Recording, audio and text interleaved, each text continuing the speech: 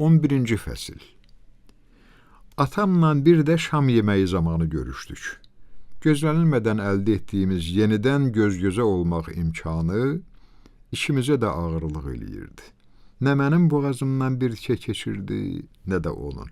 İkimiz də hiss eləyirdik ki, Annanı mütləq geri qaytarmalıyıq. Şəxsən mən onun getməzdən əvvəl gördüyüm pərişan üzü haqqında xatirəyə, Annanın kədəri və öz günahım barədə düşüncəyə uzun müddət tab gətirə bilməzdi. Səbirlə hazırladığım bütün kələkləri, hiləgər planları unutmuşdum. Mən özümü tamamilə itirmişdim. Çaşmışdım və atamın da simasında eyni duyğunu oxuyurdum. Necə bilirsən, o bizi həmişəlik yatdı? Nəhayət atam soruşdu. Yəqin Parisə qayıdıb, dedim. Parisə... Atam düşüncəli halda pıçıldadı. Ola bilsin, onu bir də heç vaxt görməyəcəyik. O istirabla mənə baxdı və əlini masanın üstündən mənə uzatdı. Təsəvvür edirəm mənə necə hisslənibsən. Özüm də bilmirəm mənə nə oldu.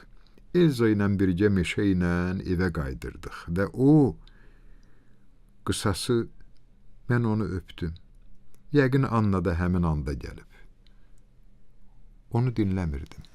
Şam ağaclarının kölgəsində qucaqlaşan Elza ilə atam mənə xəyali vadevil personajları təsiri bağışlayırdı. Onları görmürdüm.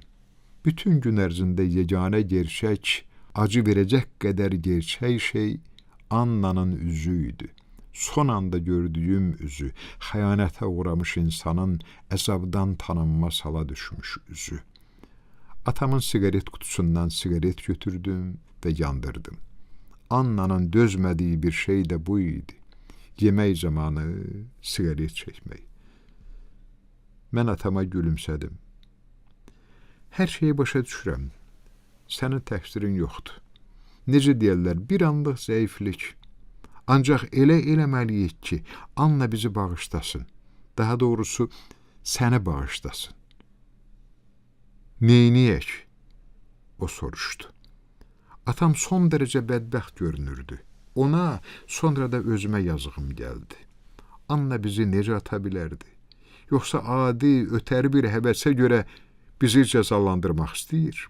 Məyər onun bizə qarşı heç bir öhdəliyi yoxdur? Ona məktub yazarıq, mən dedim. Və əhv diləyərik. Dahiyanə fikirdir. Atam qışqırdı. Nəhayət ki, o, artıq 3 saatdir bizə əziyyət verən peşmanlıqdan qurtulmağın yolunu tapdı.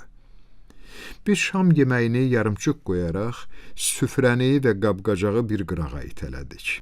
Atam böyük stol üstü lampa, qələm, mürəkkəb qabı, şəxsi poş kağızlarını gətirdi və biz üzbəyiz oturduq. Bu səhnə mizanı sayəsində Annanın qayıdacağına o qədər inanırdıq ki, az qala gülümsəyirdik. Pəncərəyə bayırdakı yarasanın yumşaq, əyri qanadlarının kölgəsi düşürdü. Atam başını əydi və yazmağa başladı. Hər dəfə o gecə Annaya yazdığımız xeyrxah hisslərlə dolu məktubları xatırlayanda amansız bir kinayə hiss eləyirəm. Və bu mənə əzab verir. Biz çalışqan və bacarıqsız məktəblilər kimi lampa işığında səssizcə həyata keçməsi mümkün olmayan bir tapşırıq üzərində tər tökürdük. Annanı qaytarmaq, onun mümkünsüzlüyünə baxmayaraq bu mövzuda səmimi üzlər, sevgi və peşmanlıqla dolu 2 şedevr yaratdıq. Məktubu bitirəndə Annanın onun qarşısında tab gətirməyəcəyinə, barışığın labüdlüyünə demək olar ki, əmin idim. Artıq utancaqlıq və yumorla rənglənmiş bağışlanma səhnəsini təsəvvür edirdi. Bu, Parisdə baş verəcək, bizim qonaq otağımızda. Anna içəri girəcək və telefon zəngi eşidildi. Axşam saat 10 idi. Biz əvvəlcə təəccüblə, sonra ümidlə bir-birimizə baxdıq. Bu Annadır. O, bağışladığını, qayıtdığını demək üçün zəng vurub. Atam telefona sarı cumdu. Şən səslə alo qışqırdı. Sonra isə zəif səslə təkrarlamağa başladı.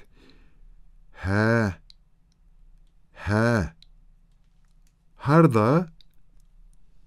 Hə, hə. Mən də ayağa qalxdım. İçimdə qorxu oyandı. Atama əlini qeyri-iradi şəkildə üzünə çəkməsinə baxırdım. Nəhayət, o dəstəyi ehtiyatla yerinə qoydu və mənə tərəf çevrildi. Bədbəxtlik baş verib, dedi. Onun maşını Estirel yolunda aşıb. Polis ünvanını tez tapa bilməyib. Parisə zəng vurublar, orada onlara buranın telefon nömrəsini veriblər. O, mexaniki bir notda danışırdı. Sözünü kəsməyə cürət eləmirdi. Qəza ən təhlükəli yerdə baş verib. Deyəsən, orada birinci hadisə deyil. Maşın 50 metrlik hündürlükdən aşağı düşüb. Onun sağ qalması möcüzə olardı. O gecənin davamı dəhşətli yuxu kimi yadımda qalıb. Maşın fənərlərinin işıqlandırdığı yol, atamın dönmüş üzü, xəstəxananın qapıları, atam onu görməyimə icazə vermədi. Mən qəbul otağındakı skamyada oturub, Venesiya mənzərəsi təsvir olunmuş litografiyaya baxırdım. Heç nə barədə düşünmürdüm. Tibb bacısı mənə danışdı ki, bu, yayın əvvəlindən bəri həmin yerdə baş vermiş 6-cı qəzadır. Atam qayıtmırdı. Onda fikirləşdim ki, Anna yenə, hətta ölümü ilə belə bizim kimi olmadı.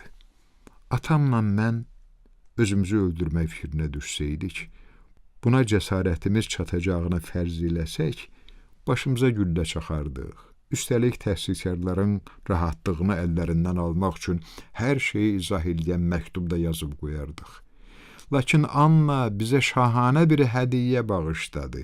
Bədbəxt hadisəyə inanmaq kimi möhtəşəm bir fürsət verdi.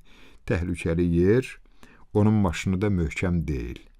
Və biz, aciz xasiyyətimiz sayəsində tezliklə bu hədiyyəni qəbul eləyəcəyik.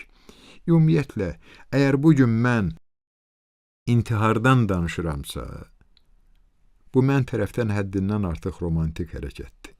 Məyər atamla mənim kimi heç kimə, nə ölü, nə diri, ehtiyac duymayan insanlara görə özünü öldürmək olar? Hərçənd atam da, mən də bu hadisəni hər zaman bədbəxt hadisə adlandırdıq. Ertəsi gün saat 3 radələrində evə qayıtdıq.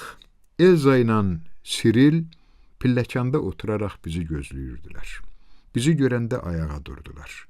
İki gülünc, unudulmuş figur. Onların heç biri Annanı tanımırdı, sevmirdi. Budur, onlar öz gərəksiz sevgiləri, öz gözəllikləri və xəcalətləri ilə 2 qat cazibədar halda dayanıblar. Siril mənə doğru addımladı, əlini çiynimə qoydu. Üzünə baxdım, mən onu heç vaxt sevməmişəm. Onu yaxşı, yaraşıqlı hesab eləyirdim. Onun mənə verdiyi həzzi sevirdim, amma ona ehtiyacım yoxdur. Tezliklə bu evdən, bu oğlandan, bu yaydan uzaqlaşacağam. Atam yanımda dayanmışdı. O əlimdən yapışdı və biz evə daxil olduq. Evdə Annanın jaketi, onun çiçəkləri, onun otağı, onun ətri vardı. Atam pərdələri çəkdi, soyuducudan şərab və 2 stəkan çıxartdı. Bu bizim üçün ən əlverişli təsəlli idi. Üzrxahlıq məktublarımız hələ də stolun üstündə dururdu. Onlara toxundum. Məktublar havada süzə-süzə döşəməyə indi. Əlində dolu stəkan mənə doğru gələn atam tərəddüd elədi. Sonra onların yanından keçdi. Bu hərəkət mənə rəmzi və bayağı təsiri bağışladı. Stəkanı 2 əlimdən götürdüm və bir nəfəsə boşaltdım. Otaq yarım qaranlıq idi. Pəncərənin önündə atamın kölgəsi görünürdü. Dəniz sahilə çırpılırdı.